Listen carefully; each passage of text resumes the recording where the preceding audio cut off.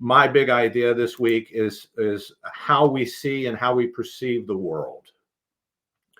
This is part of a lecture or a talk that I've just started giving called Seeing Your Way to a Successful Agile Transformation. If there are people who are interested in that particular talk, there's actually a I think an hour and a half video that's on my YouTube page that has the complete talk. Today, I just want to talk about a very small part of that because I only have 10 minutes. We want to have one big idea in 10 minutes. I believe over the years, and I've been doing this now for about a dozen years, trying to help companies transition and transform into what we would consider more agile companies. And what I've found through practice, and what I've also found through, I would guess, hazard to say, is some of the reading and things I've done, some of the research that I've done, is that I believe that perception is the real key. How we see the world is a real key. And this slide here is just basically saying that all of these things are interrelated. Perception, how we see the world; thinking, how we think about the world; and behaving, how we actually navigate through the world. They're all related. But I think the real key is the perceiving part, because I think what most people know, even though this is, I think, intuitive, they tend to gloss over the perception piece. In a lot of cases, they tend to gloss over even the thinking piece, and they move straight into the behaving piece. And if you look at most, this is why I believe my training is different and somewhat unique, because I concentrate a lot on that top left, that perception.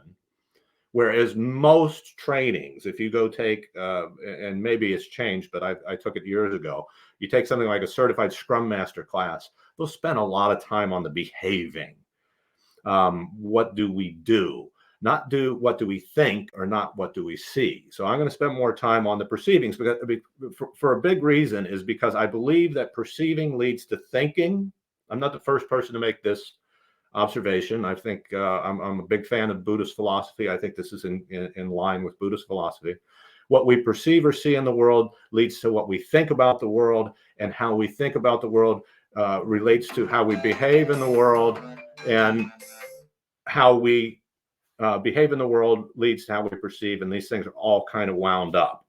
And we can change the way we think and perceive by changing the way we behave, but I don't think that's the best way. And I think that's the way most transformations do. So that's just my opinion, but this is based on a lot of experience. And as I said before, if you agree with me that perception leads to thinking, thinking leads to behaving, and we want to change behavior, what we really need to start with, the basis of it, is perception. And most agile transformations, and ones that I've been involved with, and ones where I've learned about what I think will work and won't work, concentrate mostly on behaving. And I think it's, even if you look at the Agile Manifesto, which I'm a huge fan of, I wrote a book about, the values and principles, I think, are more about thinking and perceiving than they are necessarily the behaving. We do have to change, obviously, our behavior, but how do we get there? And why, to me, is how we see things so critical? Because in what I've learned about evolution, human evolution, especially human kind of mental evolution, brain evolution, is we've evolved in ways that do not allow us to perceive the world optimally. And that's easy enough to prove, and I'll show you a few quick examples. But we've also evolved, for whatever reason, a blindness to our perception issues, or even, you might want to say, a blindness to our blindness. And that is a problem. We tend to think that what we perceive is real, and that is all there is. But we also know that it's not true.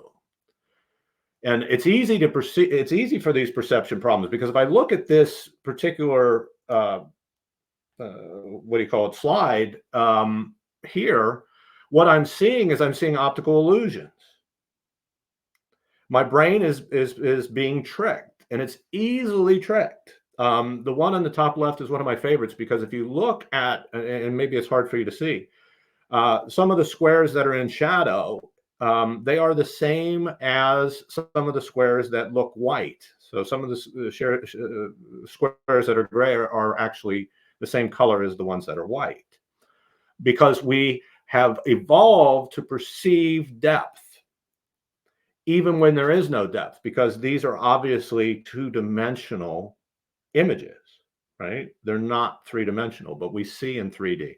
So the tables are the same size. When we have something that is against something that is large, it looks smaller, and vice versa, et cetera, et cetera. We're easily deceived in sight. And the problem with being deceived in sight and how we see things, which is our primary, for those of us who have good sight, and Charlie, we talk about obviously folks who don't, and how we give them accessibility to things. But for those of us who do have sight, this is our primary sense. We have a lot of neurons that are associated with it. And if we have problems with that, the question is, what happens in places where we haven't evolved such good systems of perception? And this is a quote from Dan Ariely. For those of you who don't know Dan Ariely, he wrote some wonderful books. He's a behavioral economist down at Duke University. One of the more famous books he wrote is Predictably Irrational. He says in one of his TED Talks, he says, look, if we have problems with vision, which is supposed to be the thing we're best at, what happens when we get into things that are much more complex just than seeing things? What happens when we have to make economic decisions? What happens when we need to make decisions in a complex, or dare I say, VUCA world? Are we going to be able to perceive things correctly? Or are we going to be able to make good decisions? The answer is that we often don't. And this kind of is a foreshadowing to next week, when I'm going to talk about what I call the counterintuitive nature of knowledge work. We don't see things as they are, and this is very problematic. And this is the last slide, and kind of the last bit of this, what I'm going to refer to as the big idea of how we see the world is so important. We don't necessarily perceive the world we see the world that our senses allow us to perceive. None of us can see things as they are. We don't see things as they are. This is scientific. This is not just because I want to be contrarian. We see things as we are. We see things based on our experience. We see things based on our biases. And some of us have biases that are in common. That's certainly something I talk a lot about, and I'm sure we'll talk about in one of these Friday sessions. Edgar Schein, we do not think and talk about what we see what we are able to think and talk about. And Max Planck, who says, when you change the way you look at things, the things you look at change. So to me, when we're looking at transformation as human beings, when we're looking to change our behavior, I think the most successful way to do so is first change the way we perceive the world, change the way we see the world. And then we will change the way we think about the world, and we'll change the way we behave in it. All those things obviously are interrelated. But I want to emphasize the fact that in most people's lives, I think we don't spend enough time changing how we see things in order to change our behavior.